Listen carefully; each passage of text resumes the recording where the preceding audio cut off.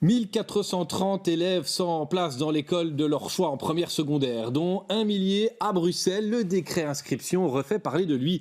Et des parents mécontents se mobilisent. Ils annoncent une manifestation. Est-ce le début d'un vrai problème pour le gouvernement? Quels sont les critères qui priment aujourd'hui et faut-il changer quelque chose? Bienvenue sur le plateau de Versus. Fatima Alouche, bonjour, vous êtes députée pour le Parti Socialiste, le parti de la ministre de l'Enseignement obligatoire Caroline Désir. On assume qu'il y a une volonté, comme l'a dit Mme Mikils, de s'appuyer sur les indices socio-économiques. Pourquoi? Pour créer de la mixité, parce que ce n'est pas assez le cas, notamment dans les écoles à Bruxelles.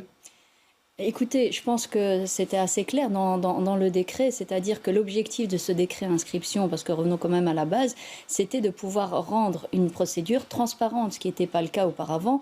Et donc, comment est-ce qu'on essaye de rendre une procédure transparente? On essaye d'objectiver les critères qui permettent de départager, parce qu'il faut rappeler aussi, ça ne concerne que les zones en tension. En fait, c'est une minorité de cas qui sont concernés. Mais je vais vous donner, par exemple, on est sur 999 élèves, vous l'avez dit, à Bruxelles. Je peux vous donner le cas de, par exemple, la Wallonie-Picard. Il y a 5 élèves sur la liste d'attente. Donc, on sait que c'est quelque chose qui concerne beaucoup, donc en tout cas, les communes du nord-ouest de Bruxelles. Ça ne veut pas dire que c'est anecdotique, ça ne veut pas dire que les familles le vivent bien, c'est pas ça du tout. Donc, l'objectif du décret, à la base, c'est quoi? C'est de pouvoir rendre une procédure transparente et d'objectiver les critères. Alors, les critères, évidemment, c'est compliqué à les mettre en place. Alors, on sait que c'est un indice avec différentes composantes. Et pour être tout à fait honnête, je ne sais pas s'il est possible de trouver un indice ou une méthode de sélection qui pourra satisfaire tout le monde. Et donc, on entend le désarroi et on sait que des solutions sont cherchées. Par exemple, il y a eu 944 places de créées. Ne serait-ce que pour répondre à ce genre de tension. Mais oui, alors l'idée de la mixité sociale et d'une procédure d'inscription qui soit transparente, c'est une volonté du décret, oui. On ne tient pas compte de la réalité de terrain. Est-ce qu'il y a une possibilité d'adapter le décret, peut-être pas d'ici la rentrée qui vient, mais peut-être l'année prochaine, par exemple? Non, j'entends tout à fait les difficultés et croyez bien qu'on les minimise pas du tout. Mais comme je vous ai dit, à un moment donné, si on choisit des critères, ça va être compliqué de trouver des critères qui vont contenter tout le monde. Je vais essayer de répondre à deux choses. Quand vous dites on choisit une école en fonction de son projet et qu'aujourd'hui, c'est plus le cas. Or, aujourd'hui, les parents font un premier choix, un deuxième choix, un troisième choix selon ces critères-là. Or, je peux vous dire qu'aujourd'hui, il y a 91% des inscriptions qui ont eu lieu où les gens ont eu le premier choix. Donc, les gens ont pu quand même choisir ce qu'il y avait ensuite.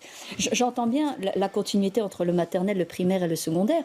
Et que fait-on des enfants qui sont dans des écoles primaires qui ne sont pas adossés à une école secondaire? Donc forcément, ils risquent d'être aussi désavantagés. Donc c'est pour ça que je dis que quand on touche à un équilibre, c'est compliqué de dire tiens, ça m'a l'air d'être plus facile de faire comme cela, mais il faut voir la chose dans son ensemble. Idem quand on parle de mixité. Alors oui, apparemment, les communes du nord-ouest de Bruxelles, il y a cette idée de mixité, etc. Mais visiblement, on la retrouve sur le territoire, mais manifestement pas dans la répartition scolaire. Et donc, les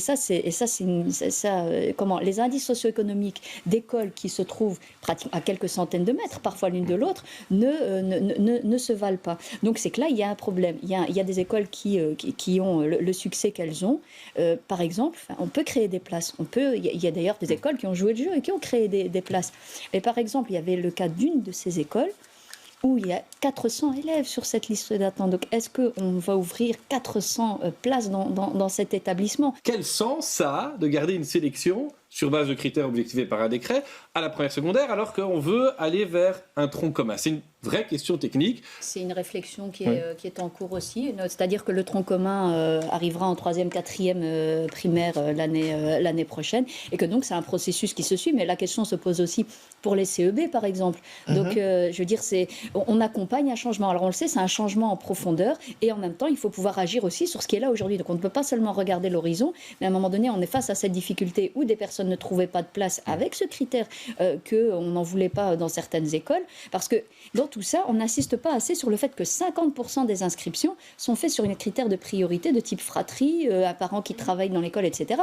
Et donc, je ne pense pas que parmi ceux-là, on ne retrouve pas des personnes avec un indice socio-économique plus élevé. Donc la moitié des places de l'école sont réservées déjà pour Mais donc, ça veut dire que ce qui se fait finalement aujourd'hui en première secondaire, en toute logique, quand le tronc commun sera vraiment fonctionnera plein pot, on va dire, ça devrait fonctionner, ça devrait être mis en place dès le début des écoles primaires. Et les questions que Madame pose pour les secondaires se poseront pour les primaires dans quelques années. En sachant que certaines écoles primaires n'ont pas d'école secondaire adossée de nouveau. Donc, je veux dire, la question doit se poser dans sa globalité. Alors, vous avez entendu un argument recevable chez ces gens qui ne sont pas contents du travail de votre ministre? Je dirais que, évidemment, l'idée, c'est que l'enfant doit être au centre de tout et que donc ça, c'est quelque chose que je peux entendre et la difficulté qui est vécue par les familles qui doivent attendre le dernier moment pour cela. Et ça, c'est pas acceptable. On doit trouver une solution le plus rapidement possible pour éviter cette incertitude concernant ce décret.